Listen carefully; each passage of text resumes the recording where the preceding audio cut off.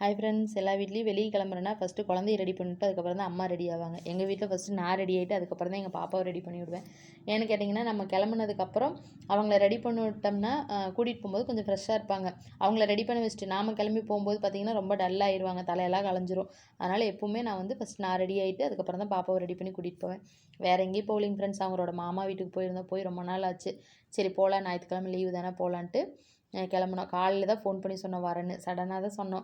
அதனால் அவங்களுக்கும் சமைக்கிறதுக்கும் டைம் இல்லை. 12 மணி போல் தான் நாங்கள் போனோம் கொஞ்சம் நேரம் நியாயம் பேசிவிட்டு அப்படியே எல்லாம் உட்காந்துக்கிட்டோம். அதுக்கப்புறம் சரி சாப்பாடு வேணால் வாங்கிக்கலாமா, வந்தோன்னா உடனே வேலை சொல்லணுமே, சாப்பாடு வாங்கிக்கலாமான்னு அப்புறம் அவங்க அத்தை கேட்டாங்க. சேர்ந்து கடையில் சாப்பாடு வாங்கி எல்லாம் ஷேர் பண்ணி சாப்பிட்டோம். அப்புறம் எலுமிச்சம்பழம் வாங்கி வச்சுருந்தாங்க ஊறுகாய் போட்டு தர சொல்லி. அப்புறம் அதுக்கெல்லாம் ரெடி பண்ணி வச்சுட்டு பார்த்திங்கன்னா வீட்டில் நிறைய செடி வச்சுருந்தாங்க. செடியெல்லாம் வளர்த்துவாங்க.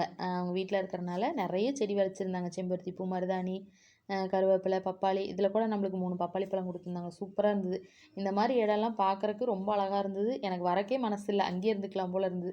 ஓகே ஃப்ரெண்ட்ஸ், பிடிச்சிருந்தா லைக் அண்ட் சப்ஸ்கிரைப் பண்ணிக்கோங்க.